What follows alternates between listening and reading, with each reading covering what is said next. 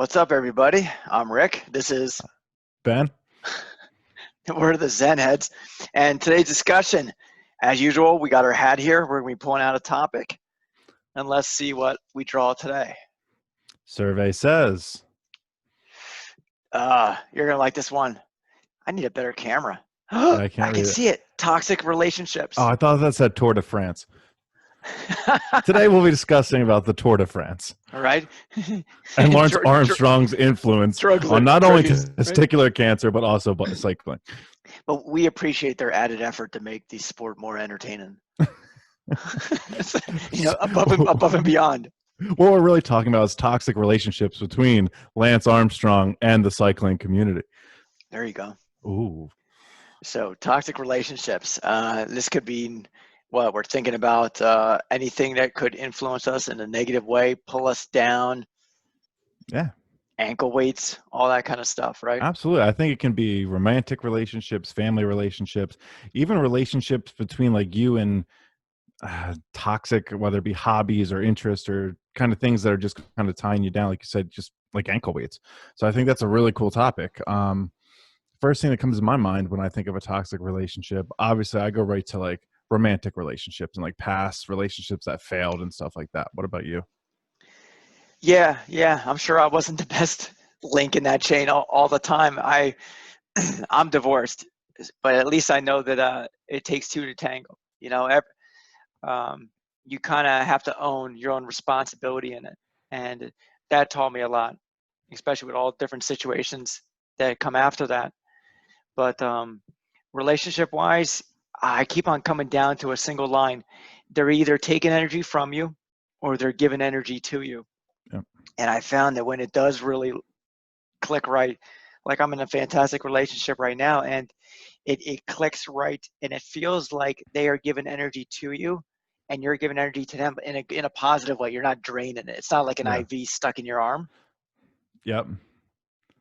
No, so I agree. So that the thing about giving energy into when that energy, we'll say that energy transfer is equal, it's not effort. It's Right. because giving them energy also makes you feel good too. You feel good taking care of some or helping take care of somebody in the sense of, doing nice things, giving them attention, asking how their day was. When you're in a relationship where I think a lot of it's just being pulled from you and you don't get those questions back or you don't get that care and that love in return, it feels like you're almost scheduling the time to check in with somebody and it becomes work. It becomes just like a tedious task that you feel like you have to do every day. But when that's equal and there's a give and take, and it doesn't have to be like equal on a daily basis. It can be like, sometimes people go through rough patches for weeks or a month.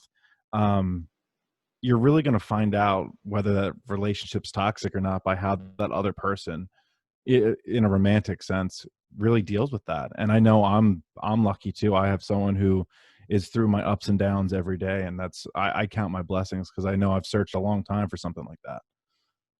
Right. I'm glad you said to balance it out. Like if I'm worried about, oh, you did two nice things to me today. I gotta make sure I balance it out before we call it a day. That's Keeping a red score. flag. Yeah, exactly. That's a red flag that you're keeping score.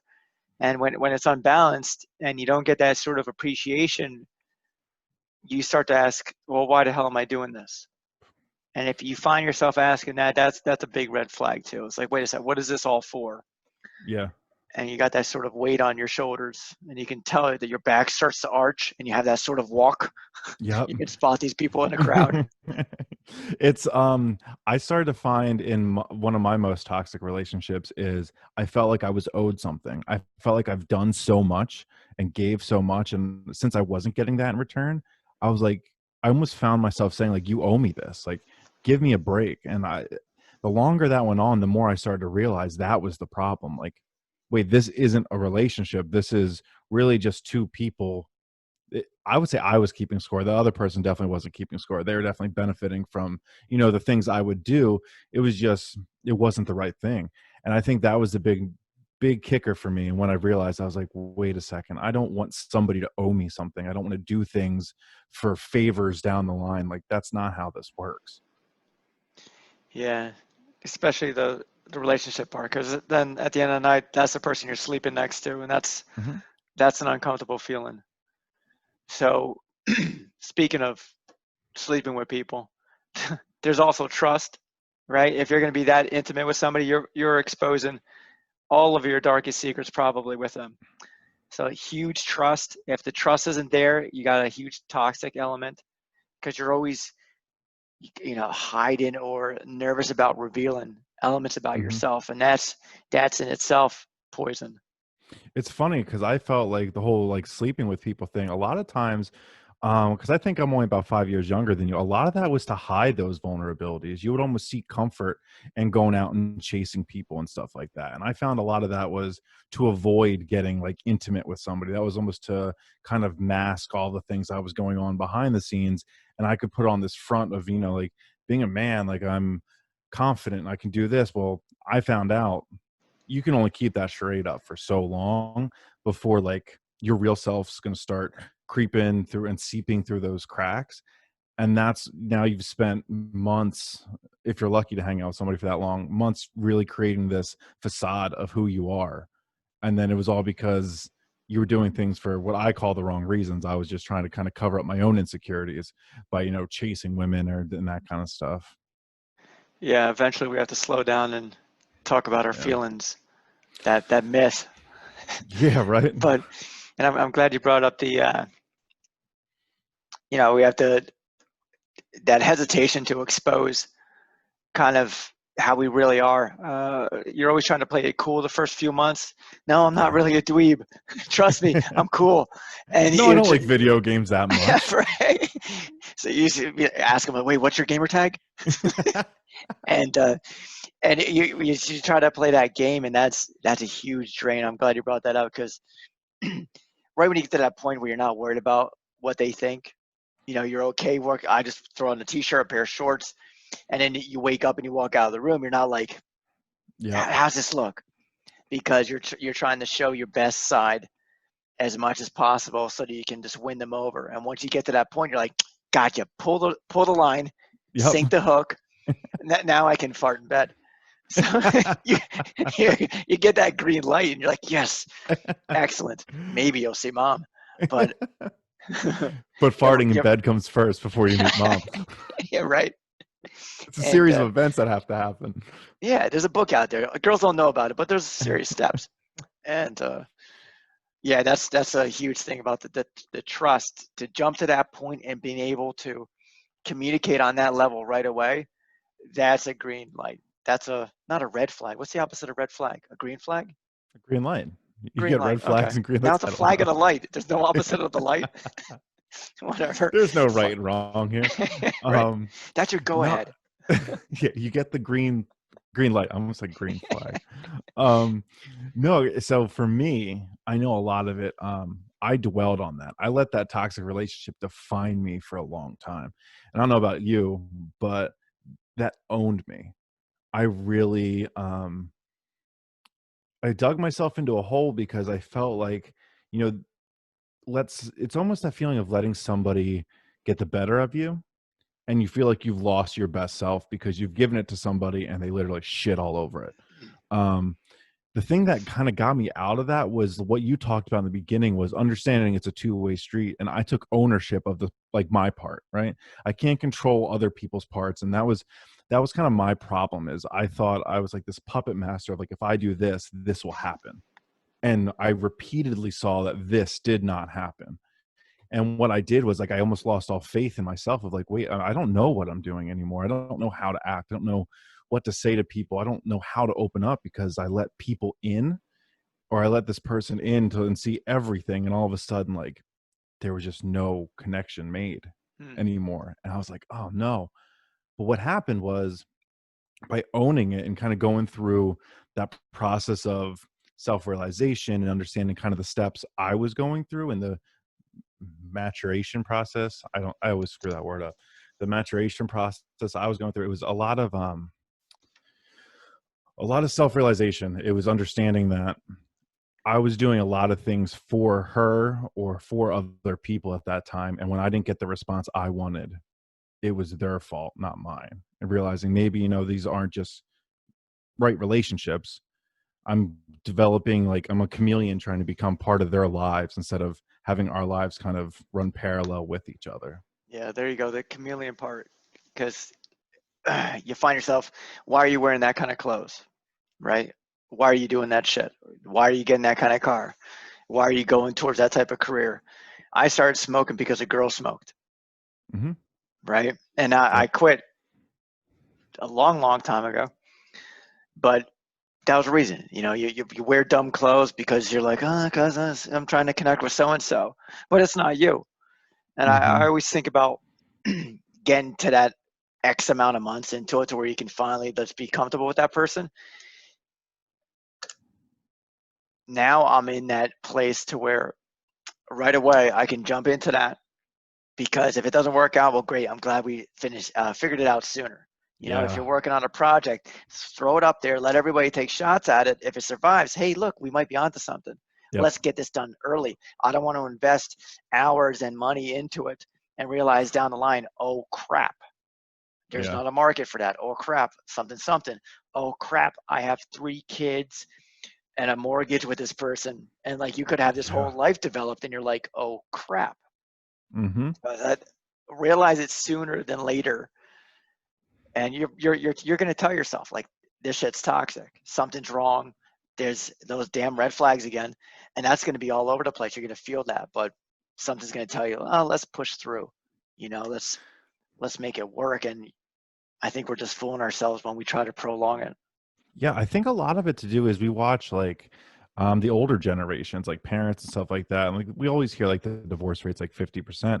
And a lot of me wants to say, like, I don't find that to be a bad thing. I think that's that weird transition from maybe our parents' generation. Then there's like little generation between that than us.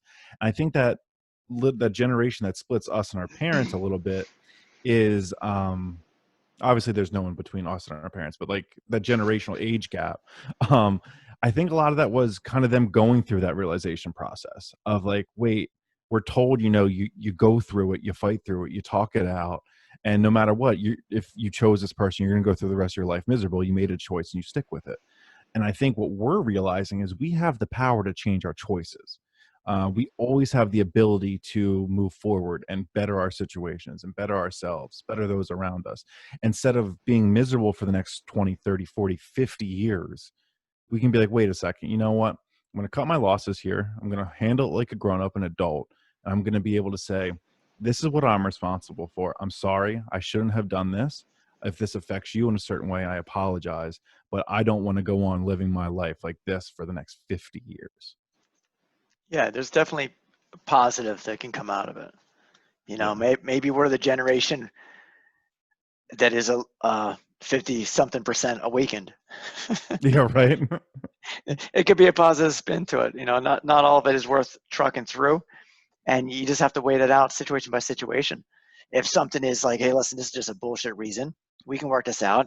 So I don't want to watch that show. Let's not get divorced over it. Or if you got some real problems and there's some abuse going on, anything like that, then like you said, listen, I'm not going to be tied to this type of health situation for X amount of time just so I can commit to somebody else's point of view to stick through something. Those are two different spectrums, and there's Yeah. there's definitely a right time to cut your losses on that. So with any toxic relationship, you get to that point, and I love this point where you finally say to yourself, enough is enough, and that's always a tipping point for when you plunge into Yeah. something else. Yeah. And I think you had a good point where, hey, we don't want to watch the same TV show. Let's end this. Like, because I think there's people that, like, I know I kind of got to that point weirdly. I don't know if it was that drastic, but if I felt like, it was a month in, 2 months in, and things weren't going or feeling exactly like they were 45 days prior, I was like, no, I don't want to invest another 3 months in this person's life. For it was, I spun it like this: I don't want to lead this person on and make them fall more in love with me or get more attached to me when I'm not fully committed. And I think that might have been a way for me to justify to myself because I wasn't ready and to make myself feel like I was helping somebody else. But that's kind of where I was. It was one of those, I'm not so positive and sure of who I am because of that toxic relationship. I didn't know exactly what I was looking for anymore. I didn't know how to act. I didn't know how to be a boyfriend. I didn't know anything. And what I realized was I didn't know who the hell I was. I didn't know what I wanted. It was so unfair to put anybody through it, through that growing process, until I kind of had a solid foundation of the direction and the person I wanted to be. That's a great point, to know what you want. Every X amount of days, maybe it's a year or plus, I will change the direction of my ship Yeah. because I just, oh, this is developing differently. Now let's change this, and hopefully that's constantly adjust and evolving, really, because none of us really know what we want. Um, I've just seen it best that you can be with someone who can kind of work with you through that and Yeah. say, hey, listen, it's this whole life thing is a kind of funny game, and let's make the best out of it. And then you kind of work off of each other and just have a really good teammate in that game. Somebody you Teammate. can co-op with on the Xbox. You're right. Dude, teammate is the number one word I would use, man.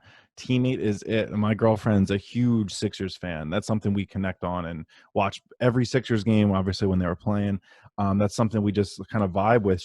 Her dad was a girls' freshman basketball coach or high school girls' basketball coach. I was a high school girls' basketball coach. So a lot of those commonalities, but what I found in those commonalities was a lot of core values. She went through her relationship struggles too, and she was in a serious relationship and ended up leaving an engagement. So like it was one of those things where we got to kind of really understand each other as we kind of grew out of that, and we kind of both knew exactly what we wanted. um and teammate, that's one thing we said up front, like, hey, we did 6 months. We dated for a little bit in Philadelphia, and I lost my best friend to addiction and a bunch of stuff. She was going through major life stuff, so we kind of split at that point. And then I moved down to Florida. She moved down to Florida. I was living in Philly. And we did 6 months long term and just literally talked on the phone every day, 6 months, discuss what we wanted, um, our goals in life, and supported each other. And that was, I think, the best thing that ever happened. Was we had 6 months of groundwork of really knowing Mm. we want to be with each other and what we went out of this, where we want to go. And it was going from such a toxic thing to this was just a crazy 180. It was awesome. Now, in the beginning, when you were both in Philly, Yeah. you don't have to go into details, but was it kind of like a balanced thing between the two of you? Like, how did that work out? So we Like, were what was the both score? the score was who can drink more old fashions in a night. She was working night shift and I was working days. I was doing project management. She's a nurse. And what I would do is we would literally get together on Friday and just drink to black out. We would just party. And then the Saturday would come, we'd be hungover. We'd maybe hang out Saturday, eat some shitty food, and then we wouldn't see each other, barely talk for the entire week. And it was just one of those, we needed a drinking buddy and we were both really good company. Like that's what it I was. see. Yeah. And then we just reconnected on Instagram. I think I commented on one of her things or she commented on one of mine, and it just sparked a conversation. And we were both kind of seeing somebody at the time, and just we started realizing like this thing was growing. Hmm. And with respect to the other people and stuff like that, no, like no foul play or anything like that. It was just we were in different states, so we couldn't. But yeah, we just created this thing where like, holy shit, that's what I want. That's exactly where I want to be. That's cool. That's cool. Another topic I'm thinking about as we're kind of moving along Yeah. is when you're talking like the business end of it. So you have like who you're going to work for. Is this really worth it? Now we can start climbing out of the relationship part, but Yeah. toxic relationships could be with management, your own employees, all that kind of stuff like that, colleagues. It's, oh God, we could chisel out our own session just on that. Yeah. Whereas when you have a manager or something like that, somebody you're working for, and you're cranking out X hours, and all of a sudden at the end of the day, he's just like, he's already gone, kind of, Mm-hmm. he or she is already Yeah. gone, kind of thing like that. And you're like, well, crap, what did I do this for? Right. Yep. Mm-hmm. Or when you're supporting somebody on a team effort, that teammate thing comes back in again. And you ask yourself, wow, what am I doing this for? Because it's not the whole keeping score kind of crap, but it does have an element, a sense of balance, separate from Sure. counting beans, but a sense of balance, equality, Yeah. respectful equality between the two or more people. And once you see that unbalance comes into effect, you start to say, why the hell am I doing this? I can work on the Yeah. relationship part, but when you're thinking about the teammate part, my brain started to run into the business element, because I'll grind for as long as I can, and then once somebody says, hey, good job, you're all of a sudden like, Yeah. you're a rocket. You're like, wow, phew, and that can mean so much. And the same thing for the reverse effect. Yeah. When they're like, hey, listen, stay late, get this done, because it's really important, and you do it, you come around the corner, and that person's already gone for the day. They left Yeah. hours ago, and you're like, oh shit, okay, here you Yep. go. There's my blood and soul, Yep. for your efforts. The toxic can actually stem right into the business environment. It absolutely can. And I've certainly been in those situations. I was just in a situation where I didn't line up with professional goals and professional visions. And I think where you're coming from, I think the big thing is you are a very vision oriented person. You have a 5-year goal, 10-year goal, like you know the direction and financial stability you want in the coming years. For you, your family, everything like that. I think that probably plays a big part in it. Because I know pharmaceuticals might not be your biggest passion. Managing people, I think, is a passion of yours, creating that connection with people and understanding that you lead by example. So I think I'm not going to try to speak for you, but the way I interpret it is you see that happen up top. And then that's really a kick to your soul, because you're like, wait, you're asking me to do this kind of stuff, but you're not doing it. So why? Like, I obviously don't have a passion for this and that. I just like talking and managing people to achieve a goal. Um, I think it's a really cool point because you do the polar opposite. It's almost like I feel you interpret that information and be like, over my dead body, would I ever leave my team bleeding in the ditch and not carry them out myself, kind of thing, you know? Right. So, If you're gonna ask anybody to do anything, you gotta be willing to do it yourself. yeah. And the toxicity of that, where you're not willing to do it, I think for me, obviously, I think like the situation I just went through. I'm in a headspace where I just don't have the ability to fake that until I make it, kind of thing. I was more along the lines like, hey, I'm gonna eat it right now. On no hard feelings here and there, but this ain't me. I'm looking for to surround myself, like we talked about last episode, surround myself with the right people, with the right things, because that's going to drive me to be where I want to be, not just like physically, but also like mentally and emotionally too. Definitely. When you're talking about the trickle part, uh, so the child's going to reflect the parent's behavior. Hmm. The employees are going to reflect the manager's behavior. The manager's going to reflect the executive's behavior, and it's CEO, and all that personality trickles down Yeah. on how they manage. Whether they're going to be a micromaniac, and they're going to plow in micromaniac, and you're going to see it go right through all the levels. Hmm. Or they're going to be a laid back, hey, listen, can you focus on this? Put your imagination to it. Let's make it into something positive and grow. Yeah. Whatever end of the spectrum, that will keep on trickling down into it. And that's the most difficult part, is recognizing that negative influence and being able to sort of buffer and still have a positive element to it. I've seen and have great success in the past, for sure, about aligning the goals with them. So back in all around relationships element with the toxicity, if your goals aren't aligning with it, then you have to get out. Hmm. So I've always aligned the employees' goals along with the company's goals. When you put them next to each other, then you can sort of start threading them together. And then Yeah. if you're really lucky, they can really knot themselves together, so that when they are coming in on a Monday, they're not just saying, punch the clock time. Crap, I'm losing out because I'm feeding time into it.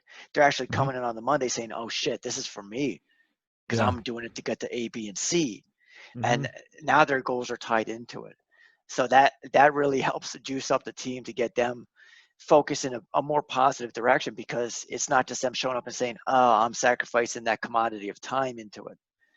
And that's important, because your girlfriend's probably backing you up with all of your goals, and Yep. you're backing her up with her goals. So she's seeing you as intertwining with her goals as well.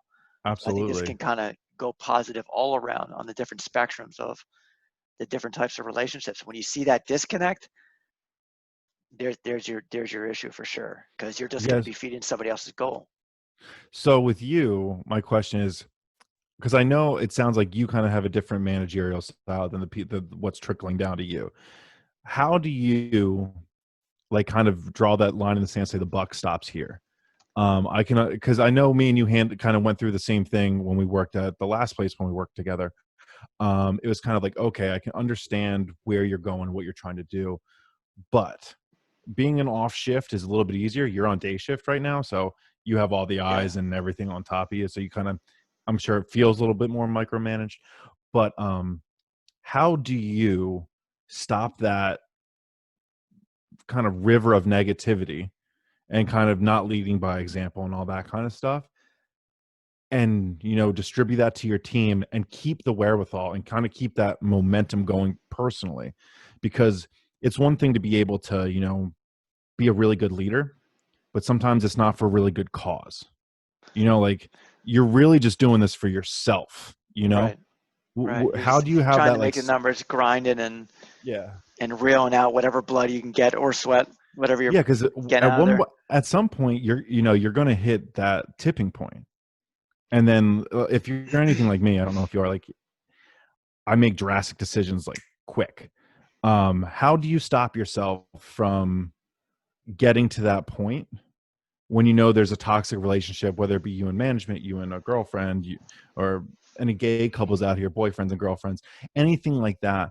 How do you stop yourself from getting to that tipping point? Do you have like a conversation with yourself, a conversation with other people? I'll answer it first in the business end, because you started to ask about, okay, so how do you manage it with the people? And on a good note, I can say that upper management has changed hands a little bit to where there's some Okay, positive light, which is nice. a very good thing. So the environment is improving. But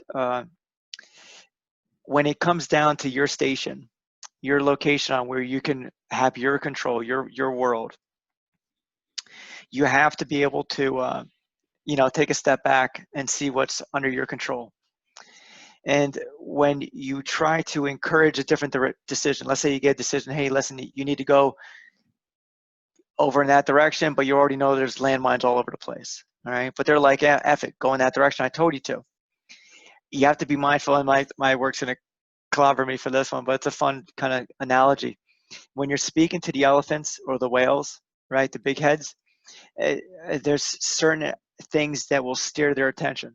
Some people will be like money, some head count, process times, whatever their plankton is that stares them in the big waters. Find out what that language is. In almost every situation, you can show them, oh, by going this direction, we're going to hit X amount of landmines. This is going to slow the process by X many hours. I'll be wasting this Yeah. many headcount in those hours. So you have to slow down and then translate it into a language that can be easily fed to them. They're, okay, got it. All right, that makes sense to me, So because you that's you important to work them. you work more with not so much trying to just manage your own style. You try to work with management, or the like elephants in the room, and kind of help them see it through your lens too, but Right, through their kind of vision. exactly. If I just hand them my glasses, they'd be like, yeah, I don't care about this. Yeah. But you have to understand that whale, understand the elephant, and what steers them. Some of them are just straight numbers. Some of them are what people care about. Some are how much they spend on safety shoes. Yeah. So there's Seriously. so just understanding them, and then you can translate it into that language. And anything you're playing with, you can convert it. But you need to stop and take a step back. I don't make. Now we can spill over to the general part. I try not to make drastic decisions. I always recognize that I don't have all the answers. Makes me more of a valuable in a leadership role than just an individual contributor. Because if I had all the answers, then what do I need anybody for? Yeah. So I'm very comfortable and step back and say, I don't know shit. Let's go find Mhm. out. Yeah. Right. So then I seek to understand and get as much information as possible. Once we do have a solid I have a really good team that works for me. Once we put our heads together and we're like, okay, here's plan A, here's our launch plan, and then we communicate to upper management and whatnot, we stick to it. That's Yeah. important as well. We'll kind of take our time with the decision and then stick to it and make subtle adjustments along the way. I think quick reacting is valuable when new information is coming at you. Yeah. But I always hesitate because it's the zigzag that actually, let's say you're taking your dog for a walk, I don't know, any type of analogy. But if you're pulling wherever you're going in multiple directions, the dog's gonna be like, you're driving me nuts. Yeah. It's the same thing if you're trying to lead people and you're pulling them in different directions, you're gonna drive them nuts. And then Yeah. you step back and say, oh shit, I'm the toxic element to the relationship. Because they're like, Rick, I'm trying to do what you want me to do. But when the ship has this steady course going in a single direction, the whole gang gets into a rhythm. They don't Yeah. have to sprint, they just get into a rhythm. And when you look at the time frame in a longer slot, you'll see that you actually make a lot more progress. So moving in, I think that's a big thing as we like kind of talking generally, being upfront with your direction, you know, your vision and stuff like that. And going back to the previous episode of the circle you keep and the inner circle kind of stuff is if you're upfront with that direction you're going and your goals and stuff like that, people like-minded people are more likely to be on board and support you opposed or if you're just kind of people can sniff bullshit.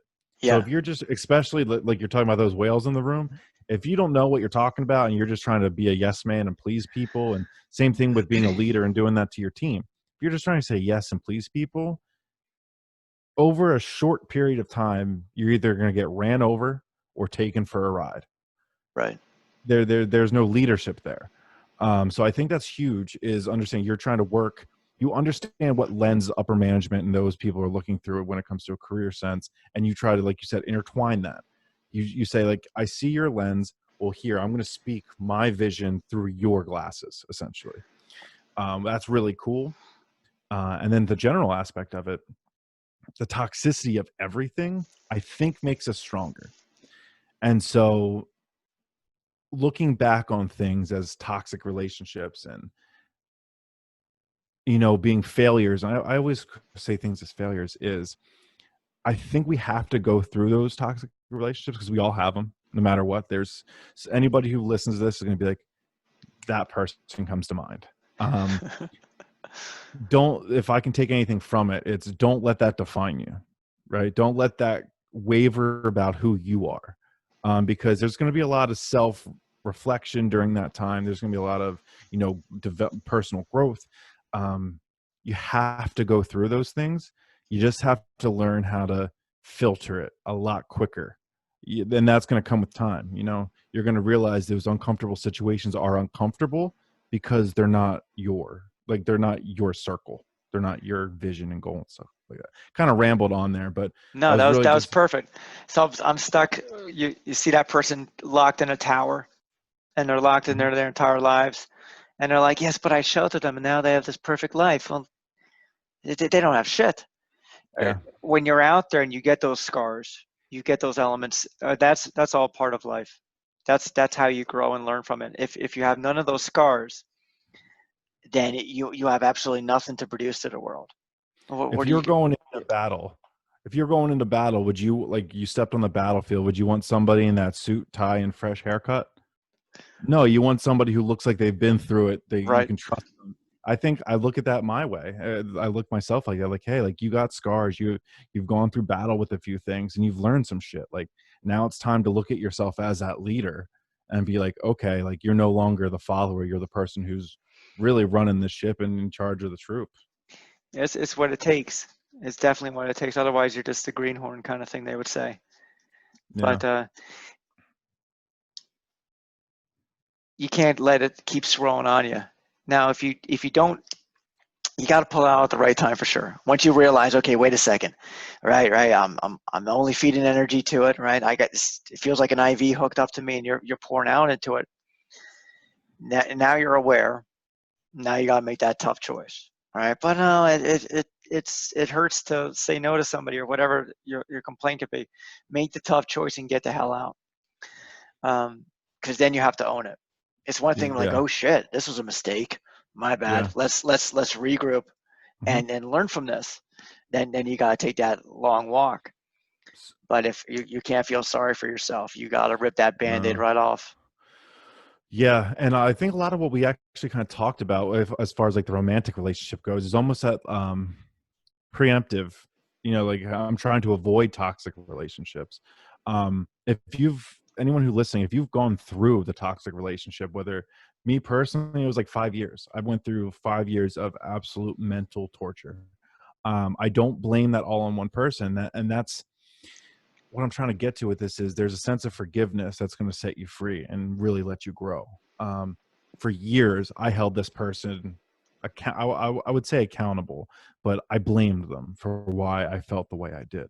Now I hold them accountable for the part they played in that, but by being able to forgive them and understand that a lot of it was me, a lot of it was me growing up, realizing timing is a real thing and people go through their own shit and sometimes you just don't line up, right?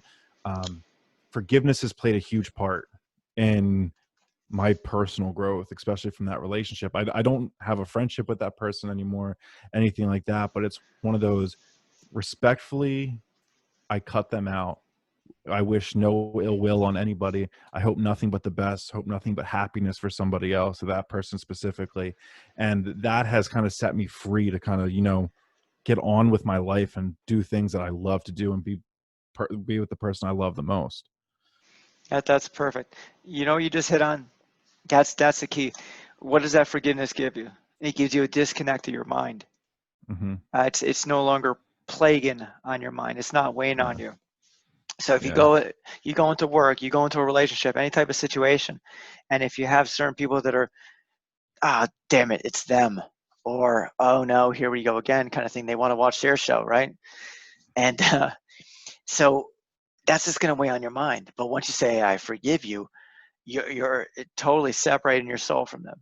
You're like, hey, Hmm. listen, let's separate. And all of a sudden, it's no longer those ankle weights Yeah. anymore. You're not weighing yourself down anymore. It's not plaguing your mind. You're freeing up the hard drive so you can focus and put your energy towards somewhere else.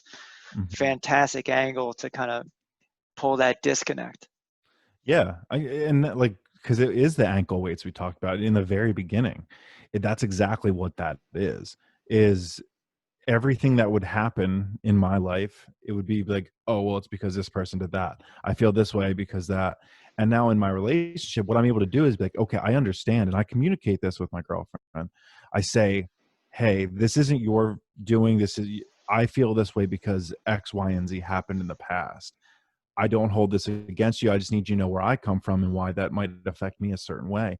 And when you surround yourself with the right people and you're able to forgive your past and you're able to take those ankle weights off, that's no longer a burden of a conversation to have. That's, letting yourself seep through those cracks to letting somebody in is no longer this like torturous process. It's really freeing to be able to like have someone be like, oh, I'm sorry. I obviously had no idea that affects you. I won't do it again. And crazy shit happens when they don't do it again because they're giving you that energy, right? They Yeah. care. It's wild. So going from chasing girls and not wanting to open up and be vulnerable to being completely myself, the good, the bad, the ugly, and the probably annoying as hell sometimes. I'm sure I am. It's unbelievable what you can do from the growth of toxic relationships. Oh yeah, huge benefit. And then that damn byproduct of communicating with somebody surprises you, Mm. right? I said the number one thing I said teamwork, and I want to always openly communicate. I don't want this. I'm like running a no bullshit ship. I want this to be like I don't a no Six bullshit o'clock, ship. we're awake. On to Yeah, work. no, but that's the thing. I'm like, hey, if you feel a certain way, if I do something that's wrong, like tell me. I can give you my word. I will not over exaggerate. I will not get angry and defensive. I will listen to you with open ears and understand where you're coming from. And she's the same way. And it's wild when you can just like kind of throw out those bullshit things, those dating tactics to get people to listen to you and do certain things. If you're just like, hey, up front, this is it, no bullshit, take it or leave it, and the other person's like, I'll ante up, here we go. And you're like, Wait, hell yeah. those tactics don't work? What do you mean? Shit. what do Disconnect. you what do you mean? I'm farting in bed. Everything's passing right now. Got to refund my membership. So, yeah, and I bet it was your own strategy of doing that disconnect element, the forgiveness, because otherwise you would have brought that little gremlin bag of rocks, whatever you want to call it, you would have brought that right into the next relationship Hmm. or any type of interaction with another person, and it just would have sabotaged it. It would have been much Absolutely. more difficult to be successful. I had a that's when I like officially cut all ties with that person, because there was minor communications before me and her got together, before me and my current girlfriend got together, and I just instantly cut it off. And I was like, if I'm going to grow, I can't let this bag of rocks keep like weighing me down and keep adding to these rocks. So Right. I did, and like I said, through that time, I was able to practice the forgiveness of, hey, I don't need this person in my life and chirping in my ear or me chirping in their ear to, resolve this problem or get the last word in. I Mm. can Ah, grow the and last really, word. The last yeah, word. yeah. I mean, I always thought I was like the king of the last word. Like I've always said I have a sharper tongue than I do a mind. My tongue will speak before I'm able to think. And I've reeled that in because I realized the last word doesn't really hold that much weight. It's what you do after that word's spoken that holds the weight. And what I've done is I've grown, I've developed a loving and caring relationship. I've uprooted my life for a person and I don't have a regret at all. So like that whole forgiveness thing, like I said, just freeing. Yep. That's what it is. In conjunction with that, the last word is really just you being tied still to the situation. Yeah. Kind of throwing one more thing out there, kind of crap like that. Whereas, meanwhile, you've already turned around and you're already half a mile away, Yeah. moving on. Somebody else is still talking and I'm no longer in the room. Yeah, yeah, yeah. Yep. Because you farted and it's time to go. But so yeah, so let's on the wrap up time. So let's see here. What do we accumulate here? We got the toxic relationships going on, the intimate relationships. Ben, so what did we learn? What did we learn? For me, forgiveness was a huge, huge part of it. Understanding that continuing to tie yourself to that toxic relationship and letting it define you, it's holding you back. And that's not going to say like instantly it's just going to be gone. We talk about this all the time on this, we'll call show or like these meetings. Um, it's work, it's constant practice. It's, understanding something happens and then like you have to consciously be like, ooh, okay, I know that's why I feel this way and that's okay, Mm, and then continue on. And then over time things are going to start happening. And when you say, I almost had to practice be like, oh, this happened, blah blah blah, but I forgive that kind of thing. And over, I would say, months, I was kind of like, I don't have tie to it anymore. I don't really experience those drastic highs and lows. So for me, the biggest thing is understanding a toxic relationship has happened to you. Um, you've gone through it. You're still here, and now you've got those battle scars to learn for your next kind of go around. yeah, definitely. It makes you stronger. I'll tell you what, the biggest thing I'm stealing from this one, there's a few things. The one that's going to stay on point is that forgiveness element. Because if it's still plagued on your mind, you're going to go into the next situation just weighed down, and that's a total waste. A total waste. You disconnect from it so that you can move on, and You're that's starting a video extreme. game at half health. Yeah, right. You know, so that's a really good point. It's totally not worth it for sure. All right, so our time is wrapping up now, guys. So what we do want and always want, share your comments. What what was your best toxic relationship, but what was your worst toxic relationship, right? And then also, what kind of strategies have you been through? Which ones worked for you? Which ones didn't work for you? Which ones did we just kind of shoot the shit about here that are starting to resonate with you, saying, oh, you know what, this is really valuable that you can also share. So we love to hear the comments. Make sure you put something below. Yeah, and if you can, tag the person below that helped you out of it, that helped you through it the most. Give them kind of the props they deserve, the love that they need, because we all need, that person in this world that kind of helps us get out. And if I could, I would tag my girlfriend because she's the best. So, guys, thank you so much for joining us. Thanks so much, and please leave those comments below, and we'll be able to. Oh, also, let us know what you want us to talk about. We'll put it in the hat. Right, definitely. Yeah, we'll put it in the hat and we'll discuss whatever you guys want, and we'll tackle it. Get it from the Zen Heads point of view, what you guys are going through. Great. Thanks again, guys. All right, take care.